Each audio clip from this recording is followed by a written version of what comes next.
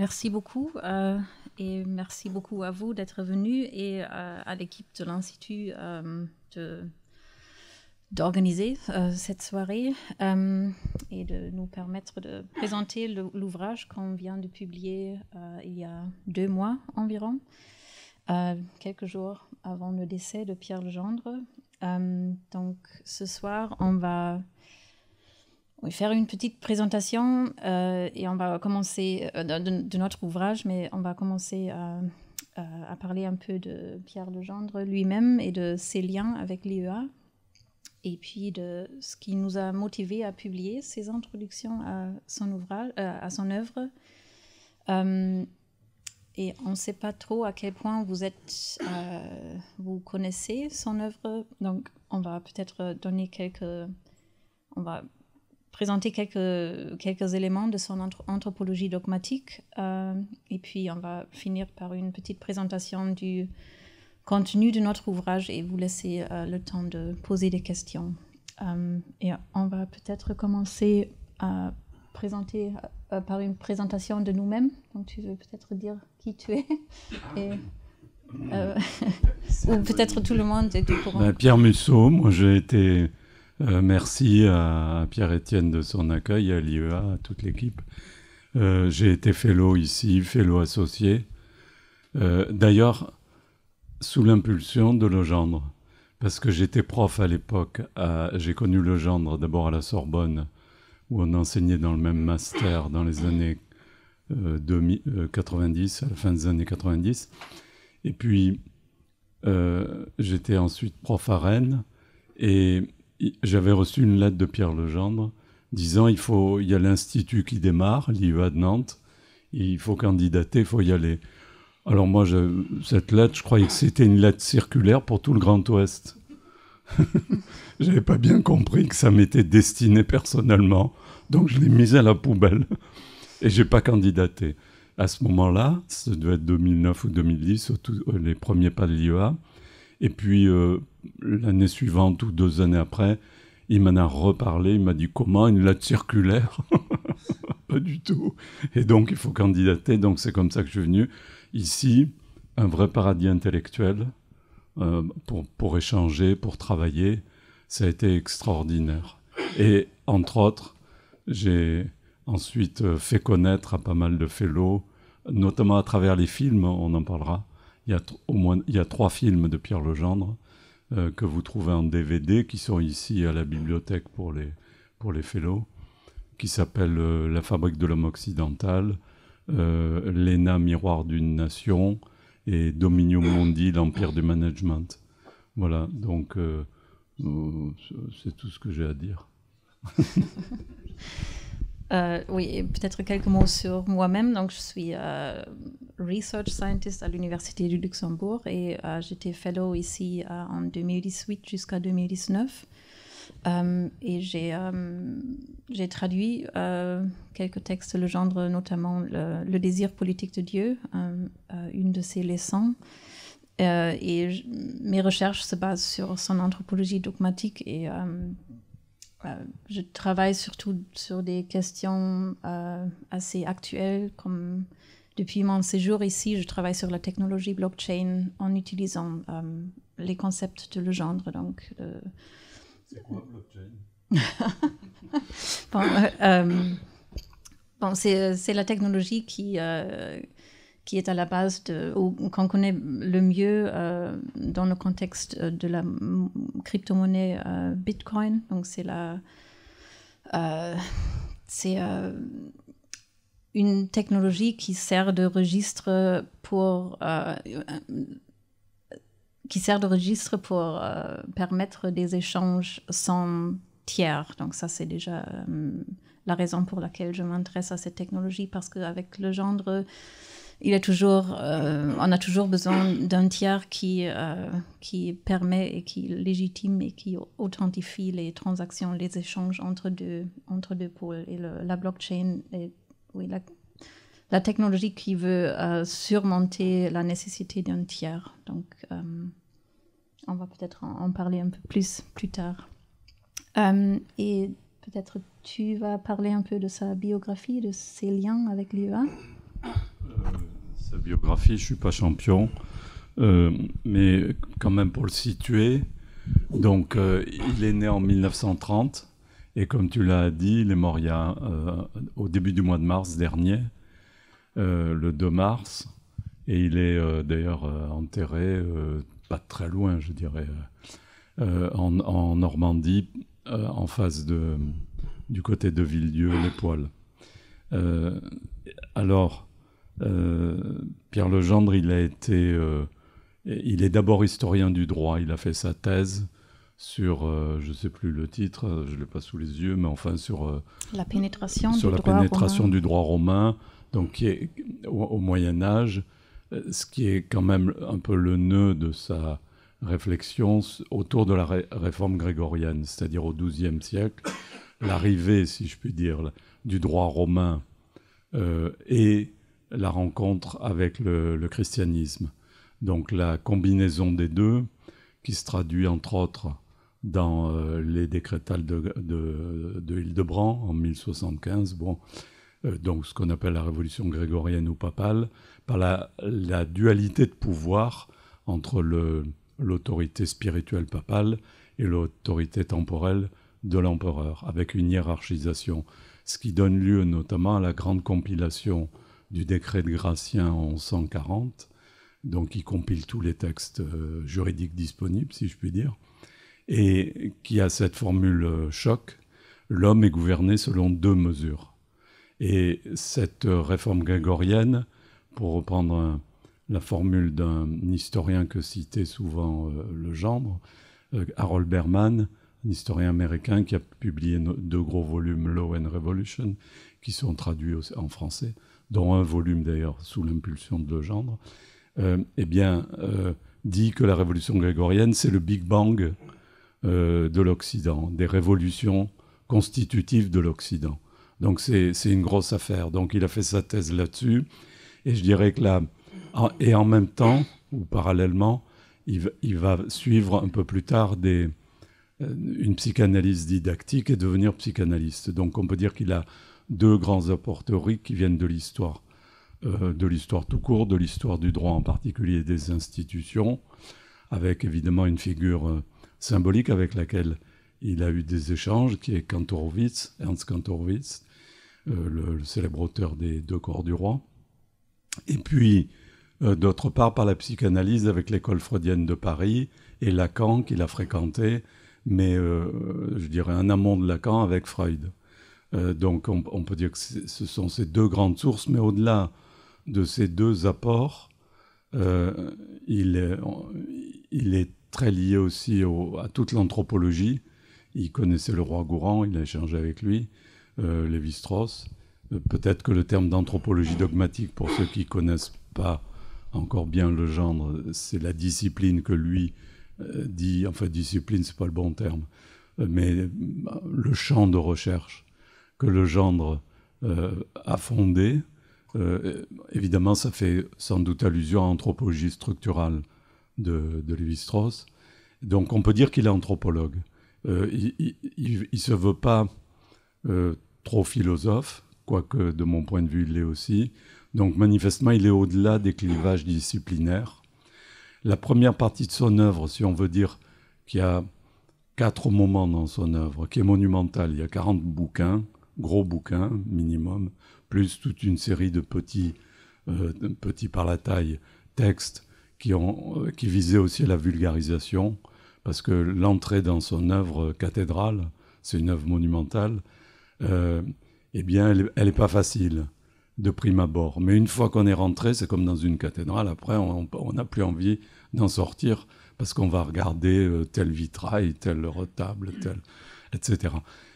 Donc il y a 4 moments à mon avis. Le premier, c'est celui qui est donc lié à sa thèse, c'était un travail sur le droit, l'histoire du droit et l'État. Le point de départ, on peut dire, c'est une théorie ou des éléments théoriques sur l'histoire du droit et de l'État. La question de l'État, pour lui, est tout à fait centrale. Pourquoi ? Parce que c'est l'institution, surtout dans le cas français, mais pas que, c'est l'institution qui fait tenir la nation. En France, la nation s'est constituée avec et par l'État, quoi. C'est pas vrai de tous les pays, heureusement. Et donc il fait ce travail sur l'État qu'il occupe, je dirais, sa thèse est de 1957 jusqu'au début des années 70. Si on voulait dater, moi je dirais 73-74. Là, il a trois bouquins qui marquent, à mon avis, un saut, une extension, sans doute lié aussi à ses échanges avec Lacan. C'est Jouir du pouvoir et l'amour du censeur. Et puis le texte sur la danse qui doit être de 78. Là, il rentre, si je peux dire, il commence, d'ailleurs il y fait référence dans le sous-titre de La mort du censeur, et c'est sur l'ordre dogmatique, je crois. Il constitue, il pose les pierres fondatrices de l'anthropologie dogmatique. Et je dirais ça, c'est un travail de 20-25 ans, jusqu'à la fin des années 90, donc marqué par toute une série de leçons, donc des gros volumes.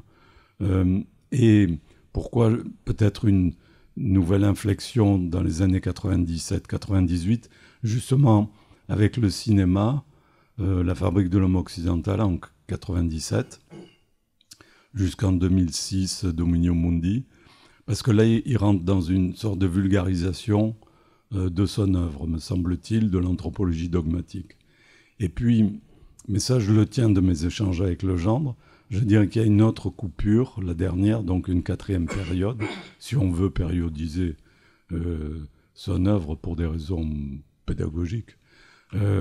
Vers 2008-2009, avec les leçons 9 et peut-être leçon 10, mais surtout leçon 9, l'autre Bible de l'Occident, justement sur le monument romano-canonique. Vous voyez, la boucle est bouclée avec la thèse, c'est-à-dire toujours cette rencontre entre le droit romain et l'apport du christianisme.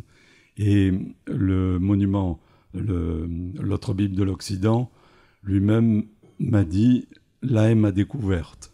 Ce qui était modeste, parce qu'à mon avis, il en avait déjà fait quelques-unes, mais bon, c'est-à-dire l'idée, si vous voulez, on y reviendra, qu'il introduit de skise, c'est un terme qu'il emprunte à Lacan, mais pour dire que le moment, justement, de la révolution grégorienne ou canonique, c'est à la fois un moment de rencontre entre si vous voulez, la loi, le droit romain sans la foi, et la foi chrétienne sans loi. Donc la rencontre de la foi et de la loi, qui s'unissent à l'occasion de cette révolution papale. Et ce qu'il appelle la skise, c'est la séparation qui va suivre cette réforme grégorienne, puisque le lien sépare pour lui, je crois que c'est une formule centrale dans son œuvre, le lien qui sépare. Donc ça veut dire que la séparation peut être unie et que ce qui a été uni peut être séparé, c'est ça ce qu'il appelle la skise, c'est-à-dire le fait que la normativité, le droit, si vous voulez, la rationalité en Occident, va perdurer comme un roc indestructible, ce sont ces termes, alors que le pouvoir spirituel, le haut nom d'eux, ce qui est fondateur, la légitimité, si vous voulez, ou le symbolique, ne va cesser d'errer. Et donc, après avoir fait référence à Dieu ou au Christ roi, va pouvoir se réinvestir au gré des révolutions d'Occident dans la nation, la patrie, le progrès, le management, l'industrie ou ce que vous voulez. Donc le haut nom d'eux peut errer, mais le roc de la rationalité et de la normativité, lui, reste solide. Et ce qui, aujourd'hui, l'amène à dire que dans le XXe siècle, aujourd'hui, en Occident, c'est sous la férule du management et de l'hyper-rationalité, du surrationalisme qu'est construite la vision du monde de l'Occident. Bon, je n'ai pas parlé de sa biographie, à part sa naissance. Bon, sinon, il a surtout été prof à Paris 1 et prof à l'école des hautes études pratiques. Et l'essentiel, c'est quand même son œuvre. Et il a inspiré cet institut, ça a été dit. Bien sûr, le fondateur, c'est Alain Supiot, avec Jean-Marc Ayrault sur le plan des instances politiques. Mais Pierre Legendre a beaucoup inspiré par sa présence, par ses échanges. Et il était, pendant longtemps, il y avait un comité stratégique de l'IEA qui orientait, maintenant ça a disparu, qui orientait les grands axes stratégiques de l'Institut. Et c'est Pierre Legendre qui les a amenés. Puis il a publié, entre autres, il a dirigé un bouquin dans la collection de l'IEA qui s'appelle « Le Tour du monde des concepts », auquel a contribué Danuta Libersky-Baniou, qui est ici, qui vient de publier un extraordinaire bouquin en librairie dans quelques jours, dans 3 jours exactement, au Seuil, et qui connaît mieux Pierre Legendre que moi encore. Donc, vas-y, quand tu veux, interviens. Bon, moi, j'ai plus de voix, alors je te repasse. Oui, donc tu as déjà parlé d'une grande partie de l'anthropologie dogmatique de Legendre, donc ce côté historique où il explique la généalogie du système institutionnel de notre culture occidentale. Et en même temps, tu as déjà mentionné un peu ce qui nous a motivés à publier ce livre, parce que d'un côté, il n'est toujours pas très connu et de moins en moins connu ici dans Legendre. Le livre est très connu. Oui.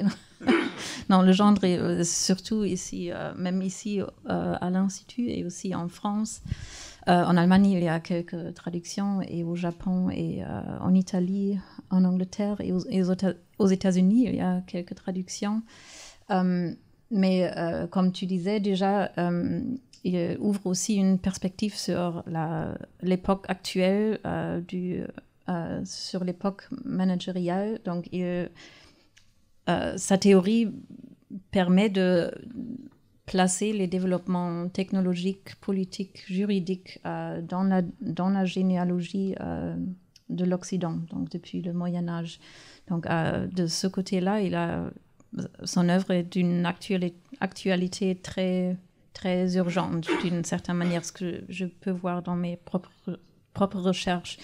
Et là-dessus, donc, je veux citer un passage dans son œuvre où il insiste que, donc il dit « Dieu a beau être mort, la logique, elle ne meurt pas ». Donc, d'une certaine manière, il dit que les sociétés sécularisées n'existent pas, qu'il y a toujours de la religion, il y a toujours des mythes qui sont à la base de nos sociétés, et que notre société hyper-rationnelle se base aussi sur des mythes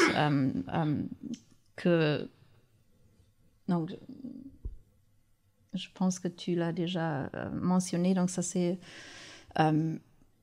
le côté structuraliste de son œuvre que selon lui, il y a toujours... Donc, il commence par la psychanalyse, donc il commence avec le stade du miroir de Lacan, en disant qu'on a toujours besoin d'une entité tierce qui légitime les relations binaires. Et il applique ça au niveau culturel, au niveau sociétal. Donc, il dit que comme l'enfant qui se regarde dans le miroir et qui a besoin du père pour s'identifier avec son propre image, pour créer cette relation normative entre soi-même et l'image dans le miroir. La même logique s'applique au niveau culturel, sauf que le père est une entité métaphysique que chaque société crée à travers des moyens esthétiques. Et donc, comme c'était Dieu autrefois, ou dans d'autres cultures, ou dans notre culture, il y a plusieurs époques, maintenant c'est la technoscience économie, la nouvelle référence au nom de. Donc ça, c'est une formule clé chez lui, au nom de laquelle notre société se légitime et établit son identité. Donc ça c'est le côté ou le niveau sociétal. En même temps, il se focalise aussi sur le devenir du sujet. Donc, la formule clé dans ce contexte-là, c'est Vitam Institure. Donc, il montre à quel point le moment de la subjectivation dans le miroir est déjà un moment institutionnel, parce que le père donc l'entité tierce au bord du miroir qui parle, utilise le langage et donc une institution déjà. Et puis le sujet qui commence à parler entre dans le système institutionnel, commence à obtenir des rôles, des droits, des obligations. Donc il entre dans le système institutionnel qui est toujours légitimé par cette référence, par le grand tiers. Donc c'est dans ce sens-là qu'il a créé cette imbrication entre des concepts juridiques et psychanalytiques en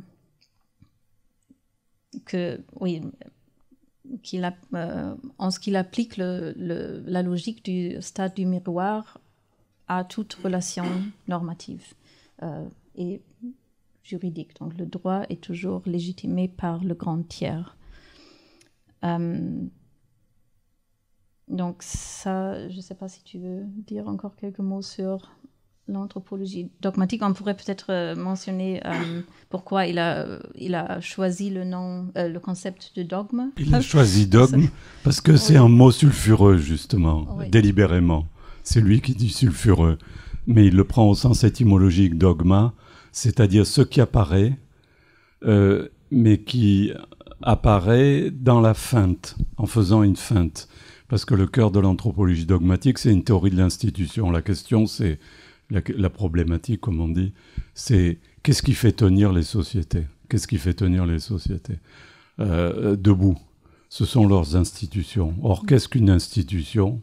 C'est le collage entre une légitimité au nom de laquelle elle existe, au nom du progrès, au nom de la science, au nom de Dieu, au nom du peuple. C'est d'ailleurs la loi est faite au nom du peuple, au nom de, etc. Ça, c'est l'instance de légitimité, ce qu'on pourrait appeler le symbolique.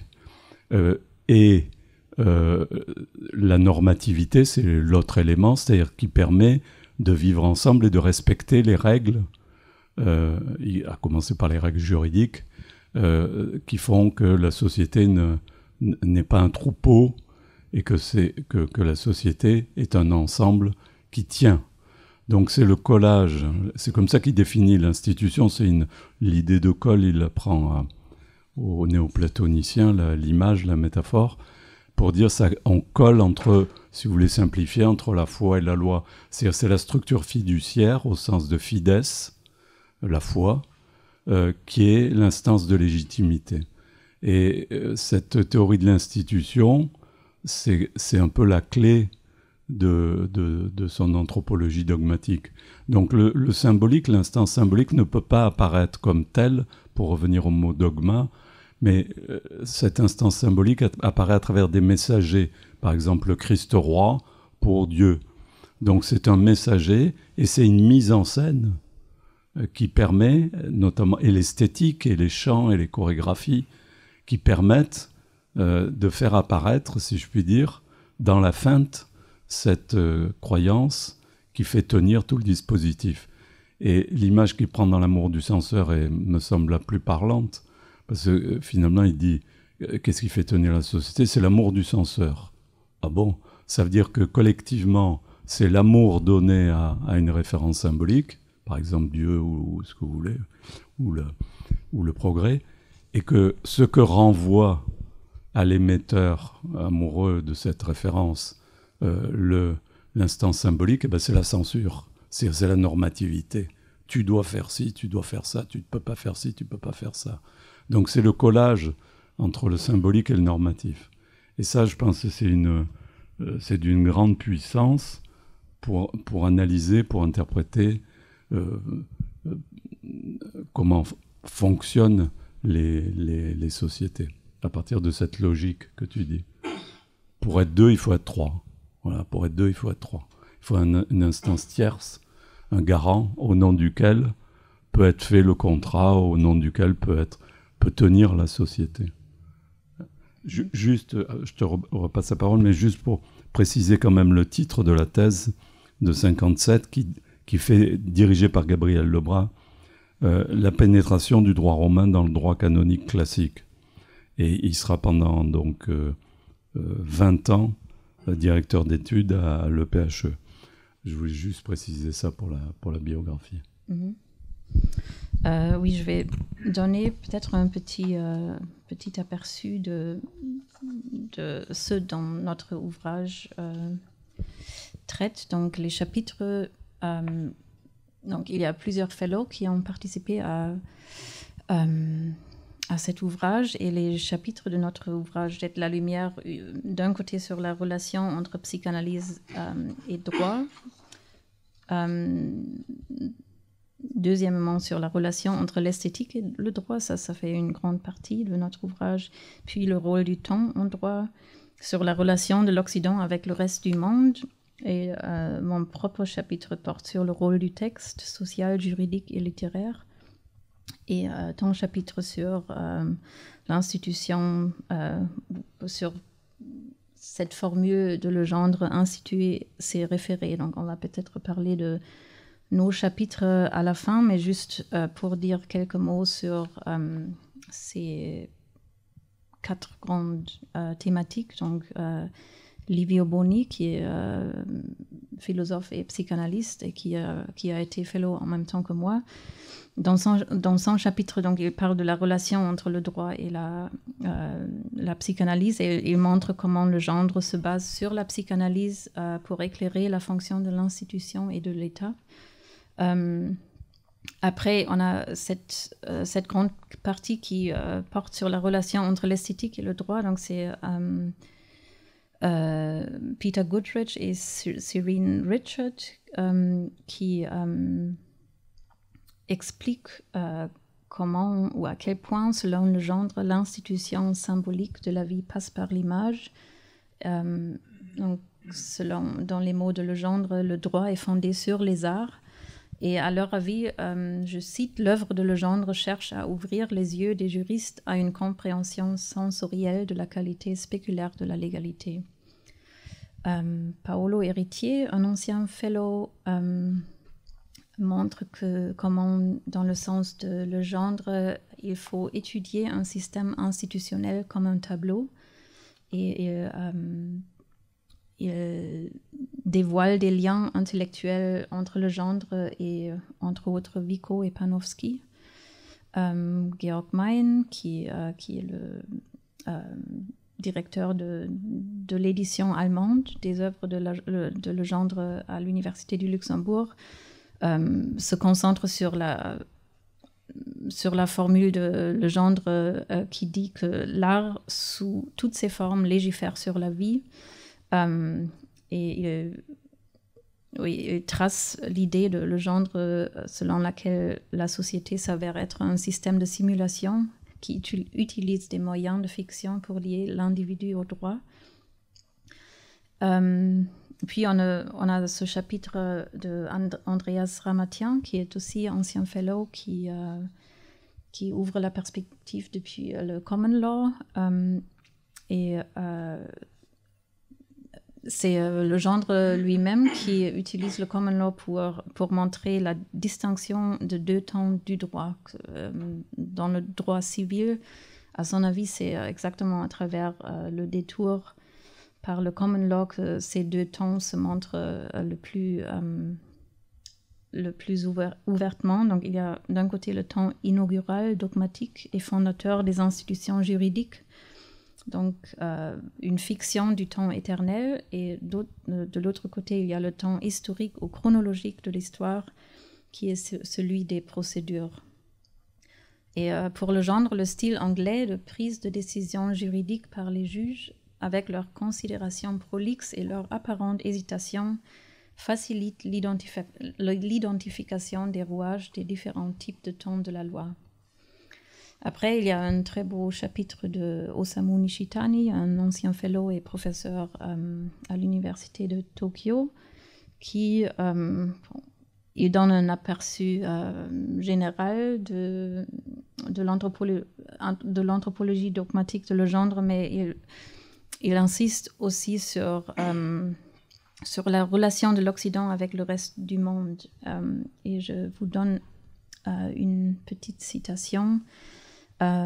Legendre a constaté que les méthodes de modernisation et de rationalisation sapait les fondements des systèmes locaux d'instituer la vie et que la raison sociale ne pouvait émerger des décombres. Et il a craint qu'un type monstrueux de sujet n'émerge. D'autre part, il a vivement critiqué l'espace normatif occidental lui-même, qui a perdu de vue ses limites en raison de la libération du monde, tombant dans l'illusion de la toute-puissance, réclamant l'abandon des normes elles-mêmes. Selon lui, ce serait sombrer dans la folie. Et avant que je te laisse la parole pour parler de ton chapitre, quelques mots sur mon propre chapitre, qui, comme je disais déjà, porte sur le rôle du texte social, juridique, littéraire. Donc pour le genre, le concept de texte est très important pour comprendre l'échafaudage de la société. Et encore une petite citation qui montre très bien sa manière de penser sur l'écrit et sur le texte. Lire la page imprimée, c'est lire un montage d'images, comme si le texte venait à la place d'une image, plus exactement de l'autre que je suis dans un miroir. Donc ça montre très bien que pour lui, la rencontre avec le texte, pas seulement imprimé à mon avis, ça se passe aussi selon la logique spéculaire. Donc selon lui, l'institution de la vie et la subjectivation de l'individu se passe à travers le texte. Donc c'est en apprenant à lire et à écrire que l'individu devient membre du texte de la société comme texte. C'est aussi un titre de ses ouvrages, un de ses ouvrages. Et l'individu devient ainsi un écrit vivant ou nomogramme. Ça c'est aussi un terme qu'il utilise. Et je te passe la parole, Pierre, pour... Oui, je voulais juste rappeler, on a fait ce bouquin collectivement, on a dû en parler il y a 3 ans à peu près, 2-3 ans, je me souviens plus, parce que notre idée au départ était de vulgariser, enfin c'est difficile, mais enfin d'inviter à lire le genre, en offrant quelques clés d'entrée dans son œuvre. C'est pour ça qu'on l'a appelé Introduction au pluriel à l'œuvre de Pierre Legendre. Et la deuxième idée, c'était que ce soit vraiment international. Parce qu'un des apports de Legendre, c'est justement de l'anthropologie dogmatique, de porter le regard de l'Occident, non pas sur d'autres sociétés, comme l'a fait classiquement l'anthropologie, mais de porter le regard anthropologique de l'Occident sur l'Occident.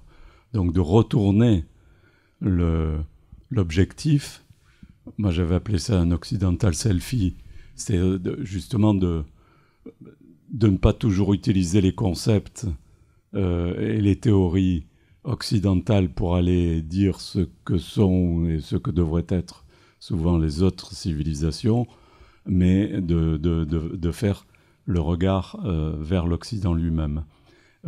Et ça, c'est quand même ce qui est au cœur de cet institut.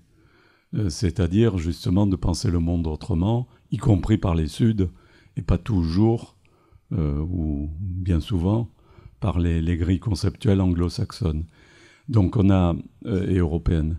C'est pour ça qu'on a voulu faire ce texte et qu'il y a plusieurs fellows, comme ça a été dit, ou anciens fellows, qui ont contribué. Moi, ce qui m'a intéressé beaucoup dans le genre, c'est, à une époque, je passais systématiquement La Fabrique de l'homme occidental aux étudiants en master 2, enfin ça s'appelait DE à l'époque. Et je voyais que c'était un bouleversement pour eux. Mais vraiment, dans leur regard, enfin comme souvent ça se passait avec les étudiants. Et pourquoi ? Parce qu'il y a dans La Fabrique de l'homme occidental, donc lui, il a écrit les textes, Legendre, et puis la mise en scène et en image a été faite par un producteur, un réalisateur, Gérald Caillat, et il met en scène les différentes institutions de l'Occident. Et il commence d'ailleurs par la naissance de l'être humain dans le théâtre hospitalier, comme il l'appelle, qui est un théâtre technologique, technoscientifique, et la mort d'ailleurs à nouveau dans le théâtre technoscientifique de l'hôpital, en passant en revue des institutions comme l'école, l'armée, etc. Et là on a une critique, de mon point de vue, radicale de ce qu'est l'institution. Non seulement, comme j'indiquais, c'est-à-dire le nouage, le ficelage du symbolique et du normatif, mais y compris de la mise en scène puissante que produit l'institution sur le plan esthétique, sur le plan des mises en scène, etc. Beaucoup plus profonde que tout ce qu'est censé apporter, et il est radicalement critique non seulement des différentes disciplines académiques, mais du positivisme et du scientisme des sciences humaines et sociales. Il veut prendre une autre entrée de critique, et il la trouve beaucoup dans cette formule que j'ai citée, qu'il emprunte à Paul Valéry, de la structure fiduciaire. Qu'est-ce qui fait tenir? C'est la structure fiduciaire. C'est une formule de Valéry. La structure, je cite à peu près de mémoire Paul Valéry, la structure fiduciaire qu'exige l'édifice des civilisations et œuvre de l'esprit. C'est fantastique, hein. Il n'y a que Valéry pour écrire en quelques mots quelque chose d'aussi invraisemblable, si je puis dire. Et cette structure fiduciaire, c'est ça l'objet de l'analyse de Legendre. Donc, moi j'ai repris dans mon papier l'anthropologie dogmatique sous l'entrée de la structure fiduciaire, c'est-à-dire de l'institution, comme ce nouage et ce collage entre loi et foi, si vous voulez. Ou l'amour du censeur, jouir du pouvoir, on retrouve, c'est le fil directeur, parce qu'en amont de ça, il y a ce que tu disais, la structure ternaire, de décoller en reprenant la formule de Lacan sur le stade du miroir, mais qu'il emploie différemment. C'est pas simplement pour se reconnaître comme entité complète dans l'image du miroir, l'enfant au stade du miroir, à 6 mois en général, qui voit son corps et donc qui peut coller d'ailleurs, mais qui voit la personne, le corps entier, quoi. Mais chez Lacan, l'imaginaire et le symbolique sont distincts. Je pense que chez Legendre, ce que défend d'ailleurs Livio Boni dans son article, dans son chapitre sur la psychanalyse, sont plutôt confondus. Mais en même temps, le stade du miroir est déplacé à l'échelle sociale. C'est-à-dire, c'est un miroir social, comme il dit. C'est-à-dire que toute la collectivité, toute une culture, se reconnaît dans ce miroir social qu'est l'institution. Et comme tout miroir, c'est à la fois un reflet et en même temps un écran. Et derrière l'écran, il n'y a rien. C'est comme au cinéma. Derrière, il y a le vide. Donc, la fonction de l'institution, c'est une fonction de représentation. Parce que le point de départ, c'est l'animal parlant. C'est la formule de Legendre, titre de ses leçons 10, l'animal parlant. Enfin, il l'a emprunté à Aristote, entre autres. Mais l'animal parlant, c'est celui qui distingue les mots et les choses, qui dématérialise la matérialité. Et donc cet animal parlant, il rentre en représentation. Il doit passer par le langage et la représentation. Donc je pense que le point de départ de Legendre, c'est cette question de la représentation et de la structure ternaire. Et donc dans l'institution, la ternarité est évidente, comme dans toute culture, enfin dans toute société, il y a ternarité. Et l'institution est l'élément tiers entre le vide qui est derrière l'écran, si je puis dire, le vide symbolique, théâtralisé, et puis le renvoi de l'image à la société elle-même, aux représentés, qui vont se rentrer dans la représentation et se reconnaître dans l'institution. Donc, moi, c'est un peu ça que j'ai essayé de développer, en abordant aussi la dimension généalogique de l'institution. J'ai évoqué la schise au moment de la révolution grégorienne, parce que pour Legendre, c'est une idée, à mon avis, qui est très forte aussi, c'est que l'historicité, ou l'histoire, plus que l'historicité, c'est pas une affaire linéaire et chronologique, c'est une affaire sédimentaire, c'est une géologie.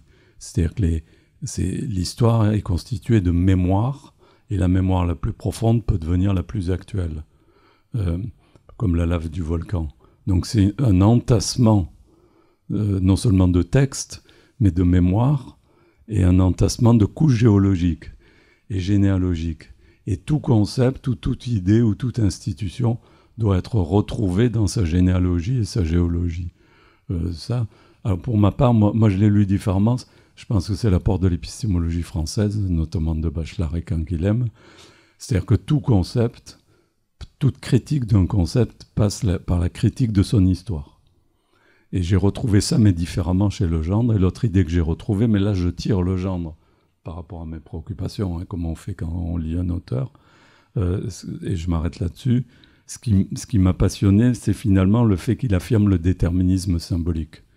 Contre le déterminisme technique ambiant, enfin qui est presque, je dirais, l'idéologie ordinaire, quoi, la technoscience-économie, tout viendrait de la technique et toute la société se réduirait à la technoscience. Et le futur ne pourrait être que technoscientifique, bref. Contre ce déterminisme technoscientifique et contre le déterminisme économiciste venu, entre autres, du marxisme ou du néo-marxisme, il affirme le déterminisme symbolique. L'homme symbolise comme il respire. Et ce déterminisme symbolique, je pense, c'est une idée très forte qui peut être réintroduite, moi, de façon provocatrice, y compris dans une vision néo-marxienne.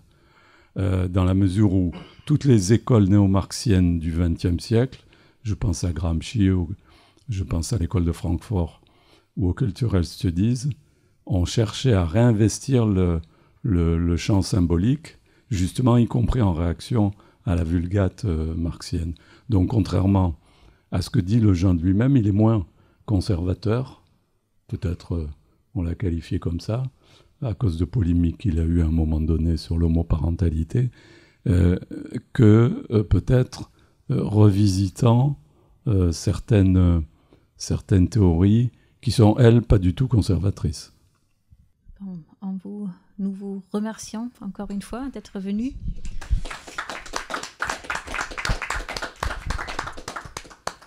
Et nous vous souhaitons une bonne lecture.